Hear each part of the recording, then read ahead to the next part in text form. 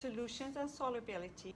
Tear the balance, a piece of paper, tear the mass, measure 4 grams of the unknown,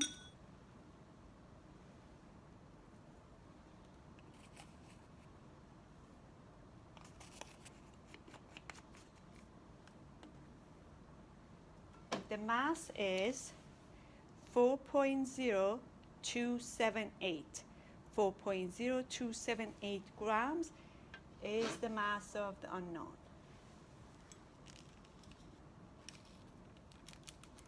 And then I will add some water, 10 milliliters of distilled water, and then heat it. So that's all of my unknown in here.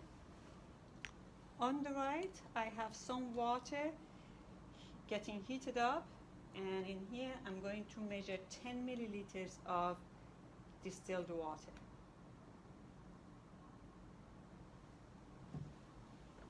Add the water to the test tube, and I'm going to cover it with paraffin film.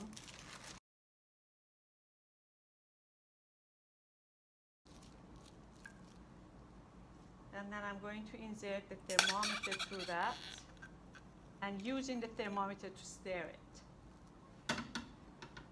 Putting the ring stand and clamp together.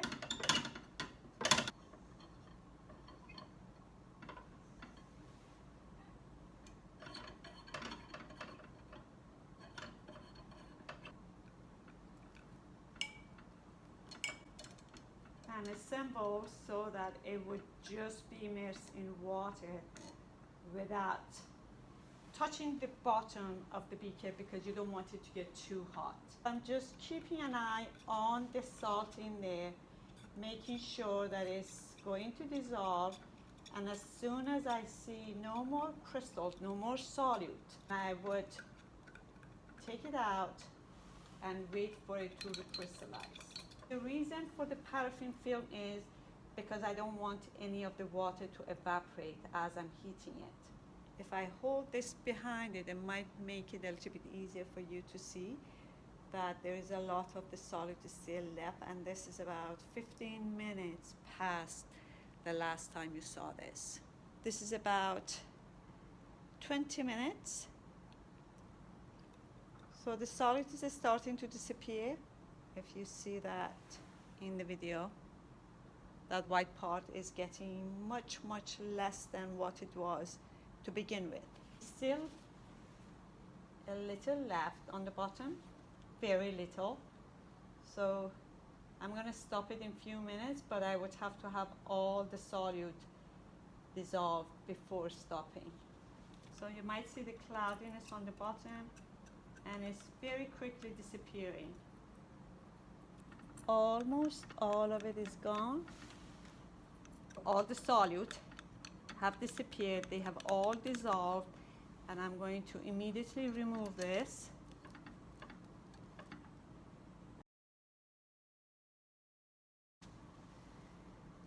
So maybe holding it against something dark would make it easier to see when there is any crystallization. It's happening actually. I see crystals already, and this is 85. So 85 degrees Celsius is when we saw crystallization. So next, add 3 milliliters of water to this 10 milliliters that you already have. Using a smaller graduated cylinder, add 3 milliliters of water to your solution.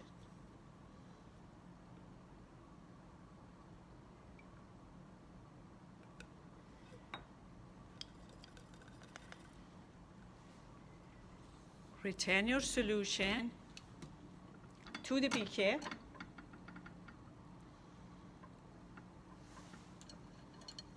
And again, as soon as it dissolves, take it out and repeat the process. Now I have 13 milliliters in total in there, There is no solute left in there. Here you are, no solute. I'm waiting for the first sign of recrystallization. When I see recrystallization, then I'm going to measure the temperature.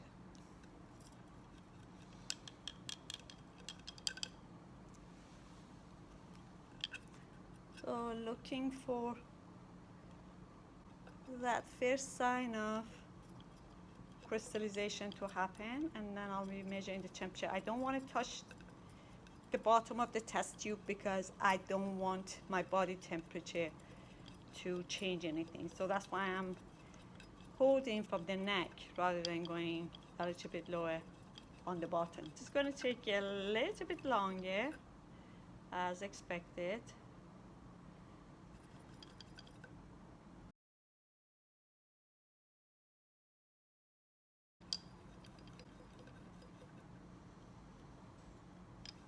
There. So 73. So before transferring it in there, I'm going to add 3 milliliters of water.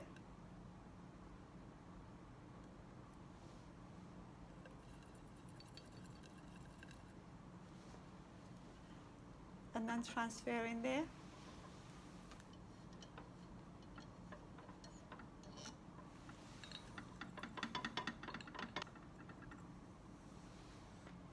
Well, this time very quickly dissolved, and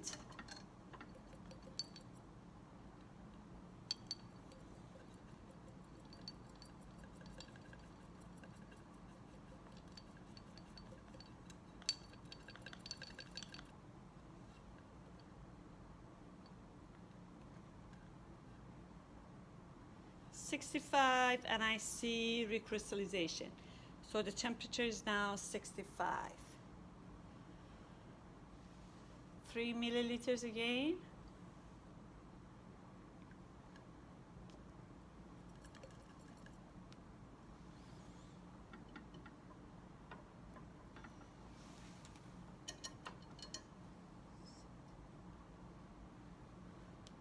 Solution has formed already. That was very quick.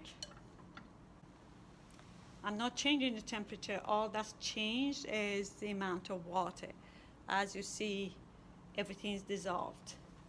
So again, I'm waiting for it to recrystallize.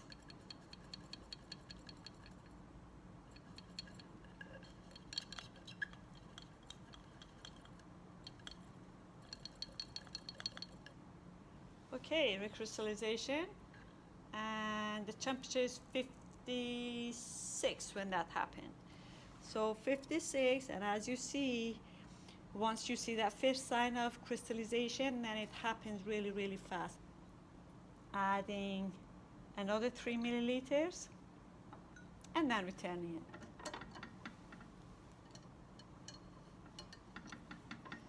So we should expect this to happen very fast as well.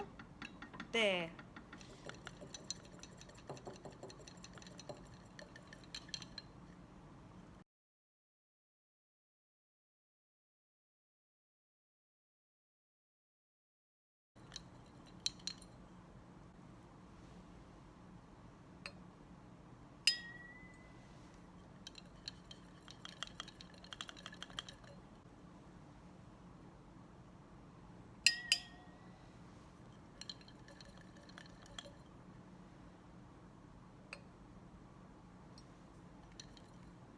It's happening. So this is 50. Now I'm adding the next batch of 3 milliliters of water. And mix. Return to your hot bath.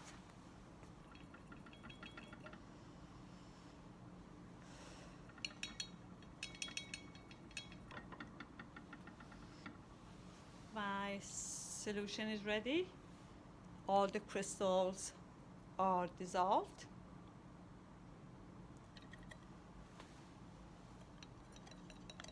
and making sure you see what is going on in here.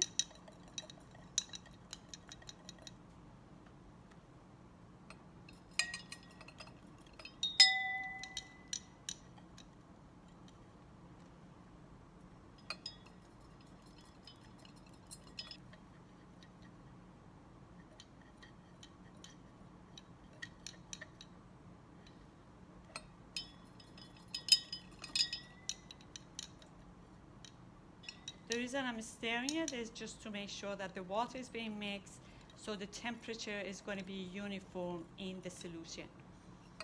Especially if you're immersing it into the water, you want everything on the edges to be mixed with everything in the center.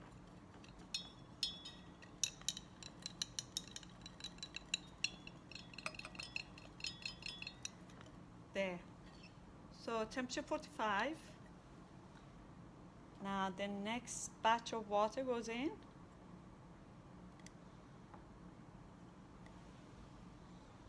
As you see, your crystals are dissolving as there is more water. Okay, so all of this is dissolved. Taking it out of the water bath and immersing it in water. Now that I have more water relative to the solute, I would have to cool it down to lower temperature. Therefore, the cold water bath becomes more and more essential. There, that's the temperature is 40 degrees.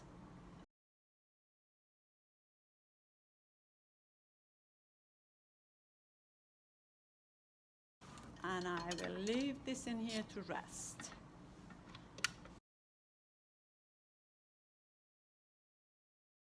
For part B, I have 9 test tubes set up. 3 of them are coded blue, 3 of them green, and 3 orange. Blue is for water, green is for ethyl ether, orange is for cyclohexene. I also have glucose in the back, benzoic acid in the middle, and sodium chloride in front. These are going to be added right to left. Adding sodium chloride to the front row, about a pea size, just the tip of a spatula.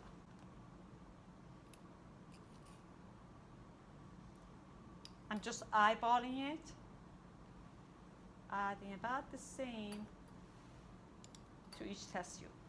Next, I'm going to add benzoic acid to all 3 of them. A pea size of benzoic acid.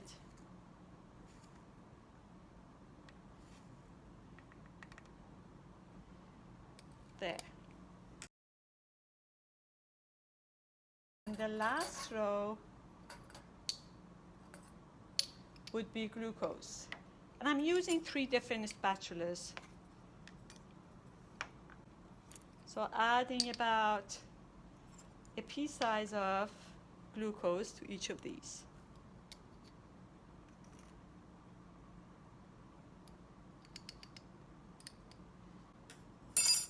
These are my 3 test tubes of glucose.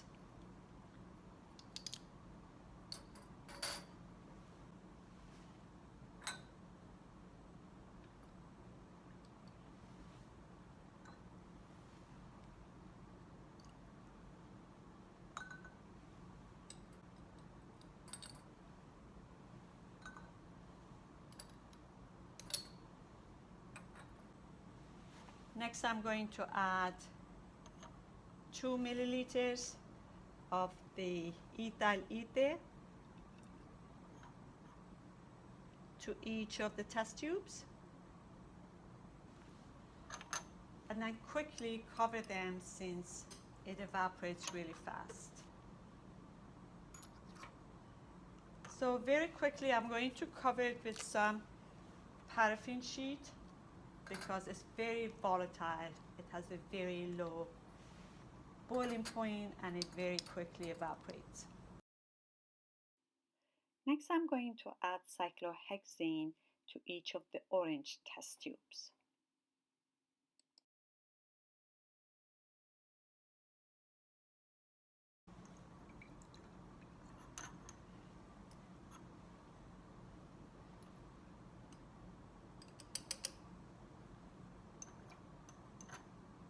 This would have been done in a hood, in a fume hood, because most of these solvents have very low boiling point and are very volatile. I'm going to cover it immediately with paraffin sheet to prevent them from evaporating and for the fume to get into the air.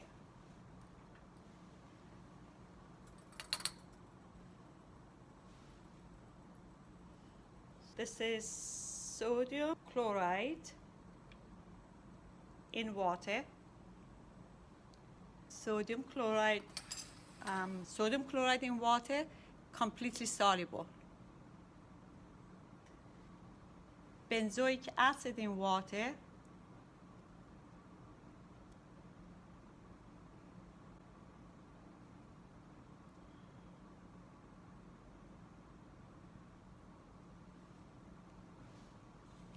I would let you to be the judge of that. Benzoic acid in water.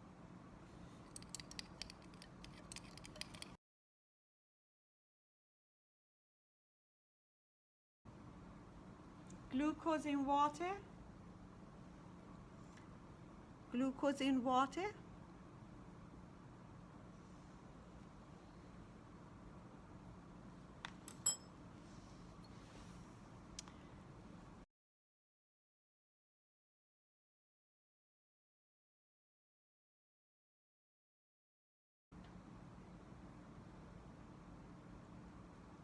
Sodium chloride in ether.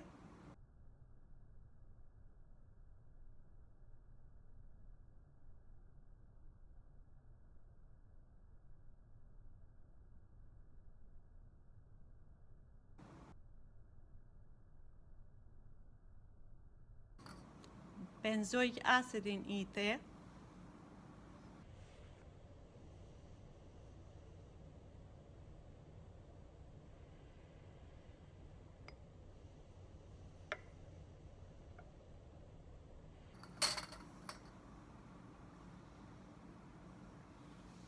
Glucose in ether.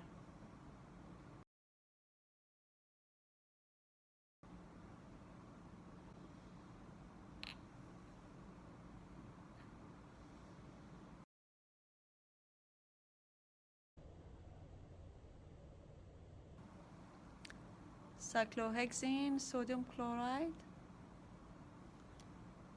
Cyclohexane, sodium chloride.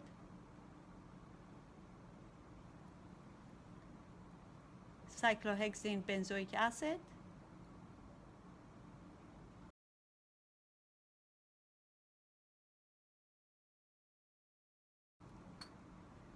And cyclohexane glucose.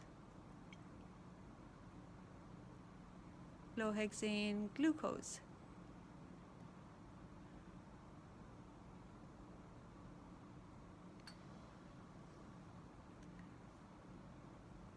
Water and sodium chloride. Water, benzoic acid. Water, glucose.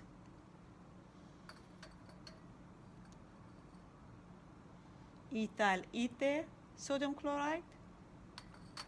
Ethyl ether, benzoic acid. Ethyl ether, glucose. Cyclohexane, sodium chloride. Cyclohexane benzoic acid. Cyclohexane glucose.